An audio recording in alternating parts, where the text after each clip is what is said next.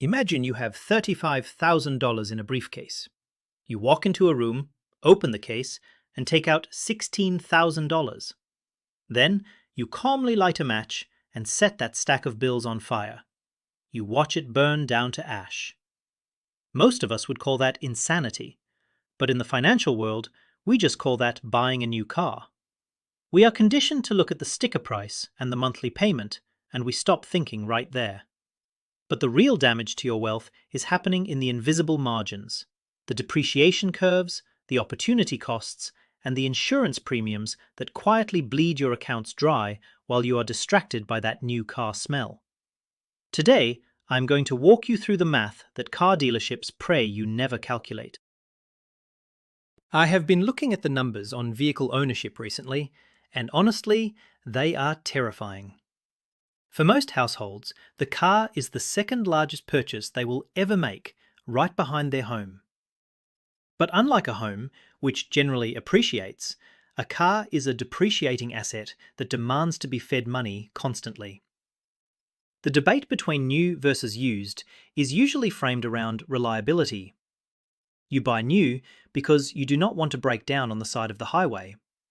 That is a fair fear. But there is a hidden price tag attached to that peace of mind that is much higher than you think. We are going to break down the total cost of ownership, not just what leaves your bank account on the first of the month, but the wealth you are forfeiting over the next decade. Before we get into the spreadsheets, I have a small request. If you appreciate deep dives that treat you like an adult and respect your intelligence, go ahead and subscribe. My goal is to maximize the return on investment for the time you spend watching these videos. If I can save you $10,000 in the next 20 minutes, that is a pretty good hourly rate for you. Alright, let's look at the first trap, the upfront cost and the financing shell game. There is a pervasive myth that the gap between new and used car prices has narrowed so much that buying used does not make sense anymore. You will hear people say, "Why buy a 3-year-old Toyota for 25 grand when a brand new one is 28? It sounds logical on the surface, but that logic falls apart when you look at comparable trims and actual out-the-door pricing. New cars command a massive premium. We are often talking about double the cost for the same utility.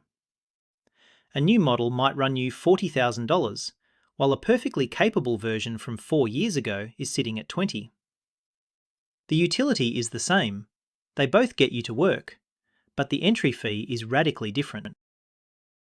Here is where the math gets tricky. Dealerships know you are smart enough to look at interest rates. They will offer you a shiny 3% or 4% APR on a new car, while the used car loan across the street is sitting at 8% or 10%. On paper, the new car loan looks cheaper money. But you have to look at the volume of interest, not just the rate. Borrowing $40,000 at 4% costs you roughly $3,000 to $4,000 in interest over a long term. Borrowing $20,000 for a used car, even at a painful 8%, costs roughly the same or less in total interest paid, simply because the principal balance is so much lower. You are paying a low rate on a massive pile of debt versus a high rate on a manageable one. The dealership wants you focused on the percentage, not the principal. This leads us to the most dangerous 4 words in personal finance. What's your monthly payment? This is how they get you. To make that expensive new car fit into your budget, lenders have stretched loan terms to 60, 72, and even 84 months. 7 years. Think about where you were 7 years ago. That is how long you will be paying for a car that will be rusting by the time you own the title. By focusing on the monthly payment, you ignore the total cost. A $500 payment on a new car for 7 years is $42,000. A $500 payment on a used car for 3 years is $18,000. Same monthly impact on your cash flow, but a $24,000 difference in your net worth. So, here is the protocol. When you are comparing cars, never compare monthly payments. Compare the total cost of loan. Multiply the monthly payment by the number of months and add the down payment. Write that number down in big red ink. That is the real price. If the new car's total cost is double the used car's total cost, no low interest rate in the world is going to bridge that gap. We have to stop shopping for payments and start shopping for total value. The goal is to pay off the depreciating asset as fast as possible, not to stretch the pain out over a decade. Now, you might be thinking, okay, Tom, I can handle the loan. I have a good job.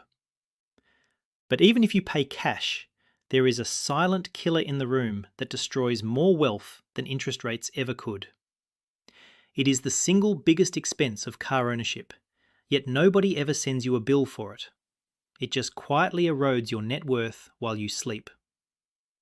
I'm talking about depreciation. We have a bad habit of listing our cars as assets on our balance sheets, and technically they are. But functionally, a new car is a liability that you happen to drive.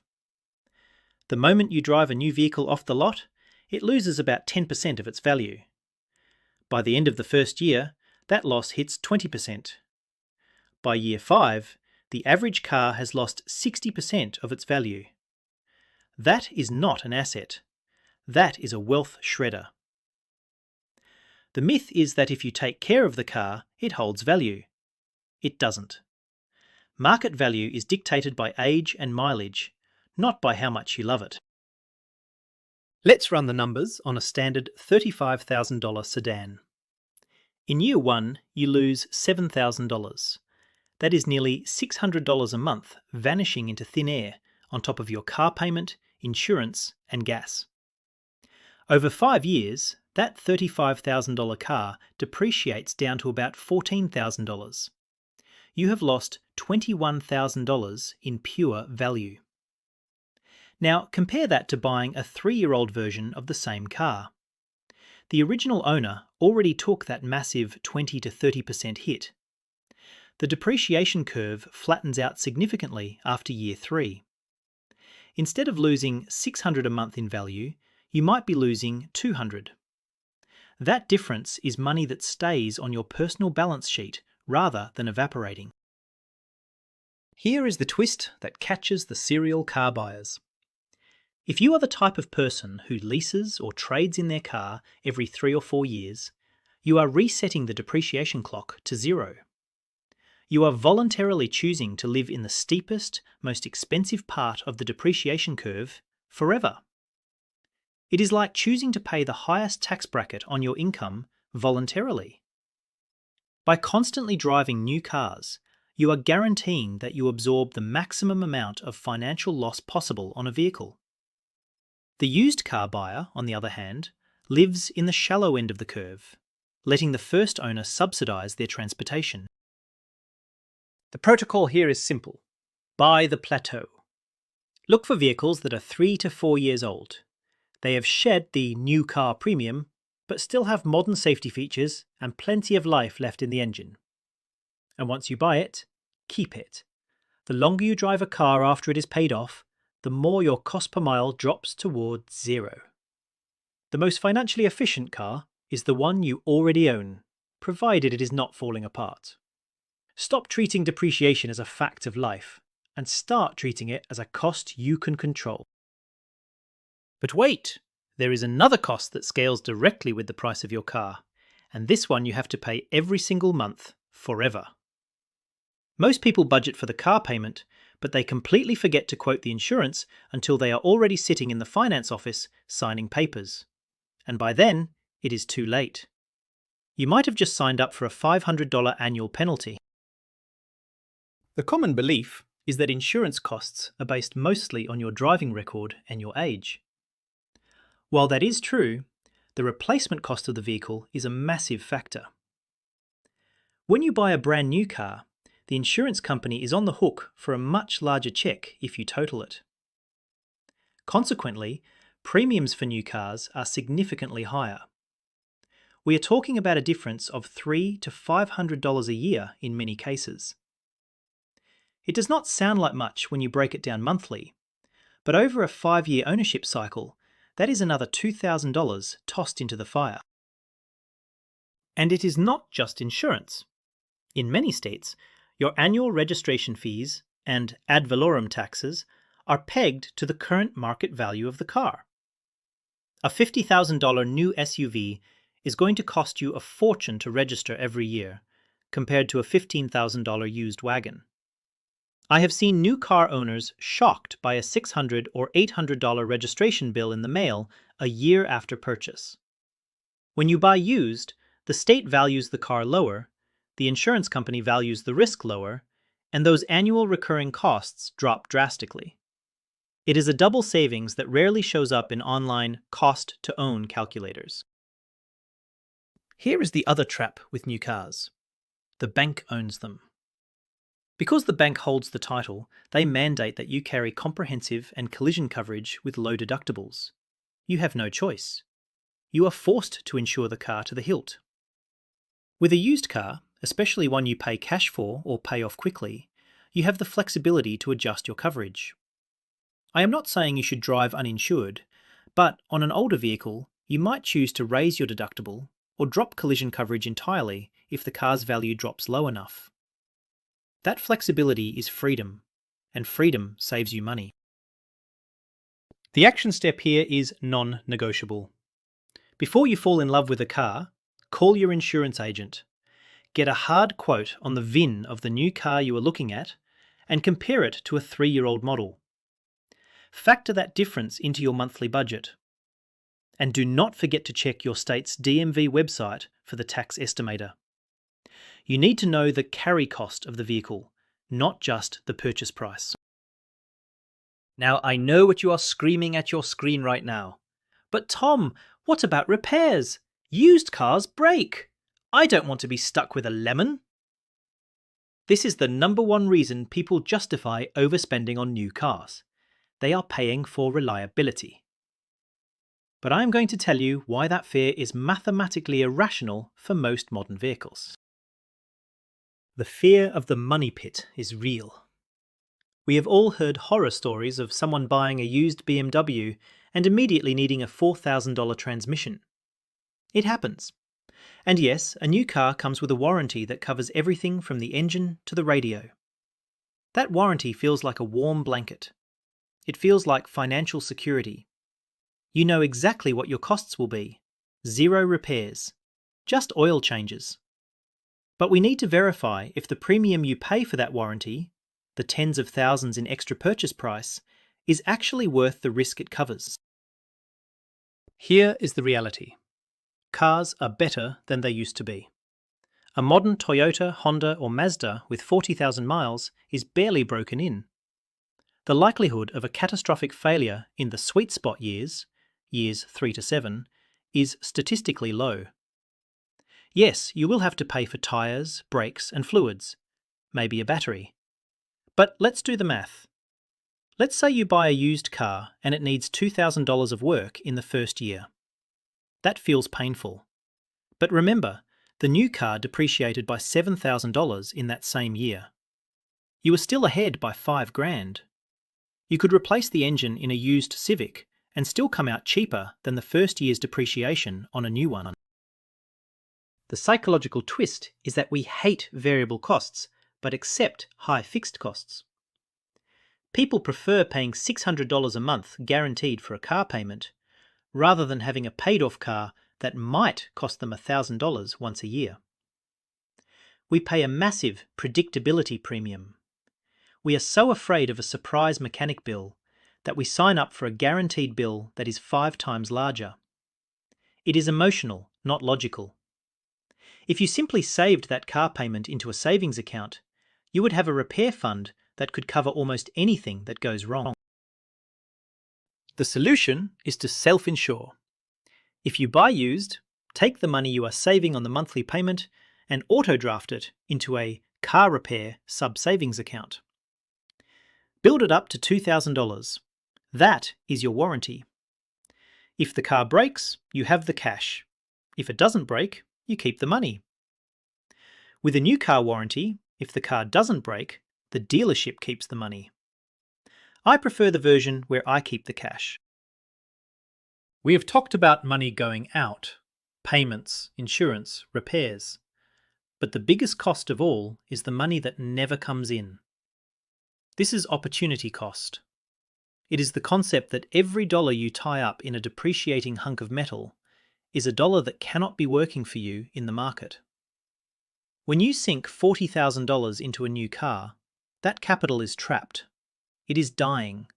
It is losing purchasing power every day. If you had bought a $20,000 car instead, you would have $20,000 of free capital available. Let's project this out. Suppose you invest that $20,000 difference in a boring index fund, returning an average of 7% a year. In 10 years, that 20 grand grows to nearly 40,000. In 20 years, it is nearly 80,000. By the time you retire, that one decision to buy a used car instead of a new one could be worth hundreds of thousands of dollars. Now, imagine you do this for every car purchase over your lifetime. If you swap cars every 5 years and always choose the new option, you are effectively lighting over $1 million of potential retirement wealth on fire. That new car smell is the most expensive cologne on earth. The problem is that our brains are not wired to see opportunity cost. We see the shiny car in the driveway. We do not see the investment account balance that could have been there. It is an invisible loss. It takes a high degree of financial discipline to value future wealth over present comfort. But this is the secret of the wealthy. They do not get rich by earning more. They get rich by putting their capital into assets that grow, not assets that rot. Your car is a tool, not an investment portfolio. The strategy is straightforward. Calculate the difference between the new car you want and the used car you should buy. Take that difference and immediately invest it. Do not spend it on a vacation, invest it. Let the market pay for your next car. If you let that money compound, eventually your investments will generate enough cash flow to buy whatever car you want. But you have to win the waiting game first. Finally, we have to talk about the lifestyle cost. There is a psychological pressure that comes with driving a brand new car. You become afraid to park it too close to other cars. You stress about every crumb on the seat. And, subconsciously, you start to upgrade other parts of your life to match the car. It is called the Diderot effect. You buy a new car, so suddenly your old clothes feel shabby. Your watch feels cheap. You start spending more to maintain an image that matches the vehicle. It is lifestyle inflation, and it is a trap that keeps you working harder just to stay in the same place. Used car owners tend to have a different mindset. When your car already has a scratch on the bumper, you stop worrying about it. You focus on utility. Does it get me from A to B safely? Great! That mental shift is powerful. It frees up mental bandwidth. You are no longer serving the car is serving you. There is a quiet confidence in driving a paid-off, slightly imperfect vehicle. It signals that you value your financial freedom more than the validation of strangers at a stoplight. So, let's bring it all home. Buying new is a luxury. If you are a multimillionaire and you just want the new tech, go for it. You can afford the loss. But for those of us building wealth, buying used is almost always the mathematically superior choice. You avoid the steepest depreciation. You pay lower insurance and taxes. You free up capital to invest. And you avoid the stress of financing a depreciating asset for 7 years. The hidden costs of new cars aren't just hidden, they are massive. They are the difference between retiring early and working until you are 70. I want to hear from you in the comments. Have you ever bought a new car and regretted it? Or are you driving a 10-year-old reliable tank and loving the extra cash flow? Let me know your numbers. I read through the comments to see real-world data points. And if this breakdown helped you see the matrix of car ownership a little more clearly, hit that like button so the algorithm shows this to someone who is about to sign a bad lease. Thanks for watching, and I will see you in the next one.